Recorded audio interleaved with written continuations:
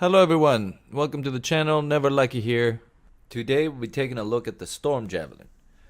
The Storm Javelin is an ability-based class that has gear that synergizes with ability damage and ability cooldown, and also is very strong with AoE damage and crown control. It's very valuable to a team to have a Storm.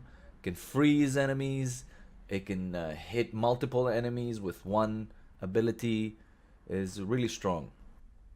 The Storm can be viewed as a mage kind of class from traditional RPGs. That means you should stay in the back lines and lob abilities at enemies and not be in the front in the heat of battle, because your shields and health are compared to the other javelins much lower. But it does get a boost to defense or your resistances when you're hovering, not flying, hovering. When you hover, your shields take more damage. It takes more damage to bring down your shields. I tested this in the open world, in the free play, and against this enemy, it took 11 shots to bring down my shields when I was hovering, and it only took 9 shots to bring down my shields when I was on the ground. Therefore, you should always hover, no matter what. If you are close to getting overheated, just drop down to the ground, either using your melee to get down there fast and directly beneath you, or just stop flying and drop slowly, just to cool down your jets, and then right back up, immediately jump and start hovering. Even if you're not really high off the ground, you need to be hovering to take advantage of the lower damage or the damage resistance. Now, the Storm is elemental based. All of his abilities have an element attached to it. There is no physical or explosive in his kit. Even the melee ability does elemental damage. It does fire damage. So try to melee things or try to use physical buffs, if your gear has physical damage increase or stuff like that, it has no effect on your javelin. Also, the elemental effects that you have apply to your teammates and yourself too. Meaning that if you are set on fire by Titan, I think it's called, the big guys that do the fireballs and that fire ring that comes out. If they set you on fire, you can use an ice skill or an AoE ice skill, because you can't shoot yourself with the what's it called, the spray, the ice spray, ice something like that. But an ability like the Ice Storm, which is an AoE freeze area, if you shoot it on the ground at your feet, it will actually put out the fire that you're on. The same applies to your teammates. You can shoot or hit a teammate with one of your abilities. If he's frozen, for example, you can shoot with fire, with a fire ability, and get your teammate out of the frozen state. But it also applies to your enemies. Like if you set an enemy on fire and then hit them with the freezing effect, you put out the fire. And the same with the freezing. If you freeze an enemy and start hitting them with a fire ability or a weapon that causes the enemy to ignite, it will thaw that enemy out. So keep that in mind when you're using abilities, not to counter yourself. Like if you're planning to freeze people, freeze enemies and keep them in place, use lightning combined with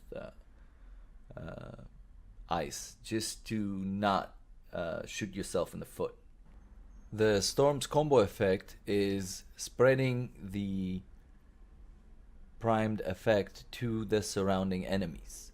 It does a small AoE damage, but the main function of it is spreading the primed effect. So if you have an enemy frozen and you detonate that combo, it will freeze every enemy around the detonated enemy. But if you hit the enemy that got primed or frozen by the combo detonation, it does not produce another combo. The effect is on them, but they're not primed for combo. I don't know if that's a glitch or if it's intended that way.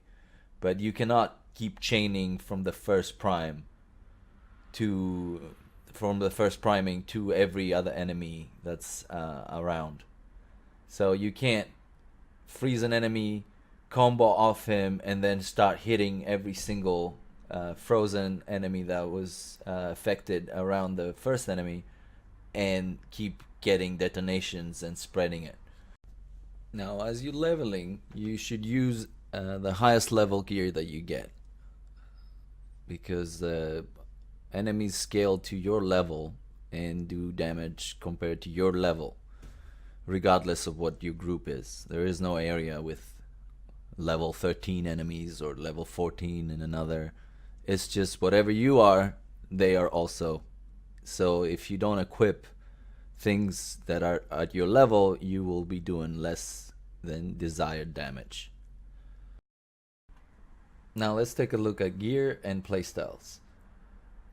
The javelins get components to equip that usually enhance the strengths of the javelin that you're using. For the storm, the components buff your ability damage, your ability cooldown, specific ability damage, and generally is leans towards buffing elemental damage and ability damage. He doesn't get as far as I've seen, he doesn't get any weapon or melee buffs from the masterwork items. It's usually you use E and it buffs Q, or you use Q and it buffs E, or left button, right button on the consoles, and it's generally leans towards buffing damage for abilities. Now, two components you should definitely look out for, and I found them to be irreplaceable, are the Elemental Empowerment and Elemental Synergy. They both give you 50% buff to elemental damage and ability cooldown, but take 20% of the opposite, meaning 50% increase in cooldown minus 20% damage, 50% increase in damage minus 20% in cooldown. So roughly it should give you about 30% damage and cooldown. If you cannot find them in the open world as drops, as soon as you get Sentinel Loyalty level 1, you can craft the green version of them. It will only have one inscription on it, but it will give you the buff. Now for support gear, the Storm gets the Quickening Field and the Wind Wall.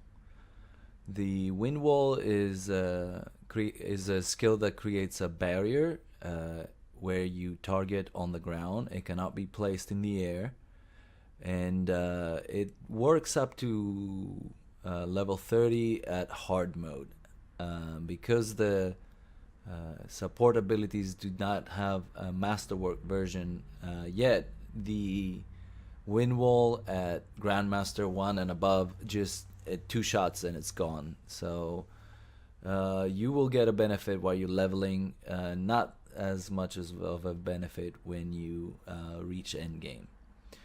As for the Quickening Field, it just gives you a cooldown for you and your teammates if you are close to them. Since the Storm usually is flying above the battle, you can't really say that you can benefit your teammates by placing a bubble in the air. They will not sit in it and stand still to get the benefit.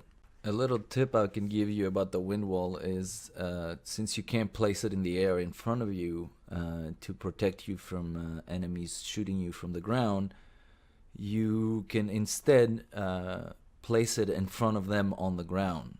So let's say they're far away from you and you're floating or hovering in the air. You can target in front of the enemies and create a barrier really close to them. And if they don't pass through it and start shooting at you, you will still get the benefit of blocking shots.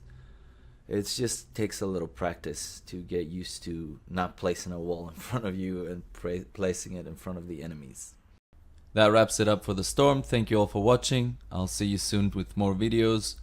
The Colossus is next and some build videos.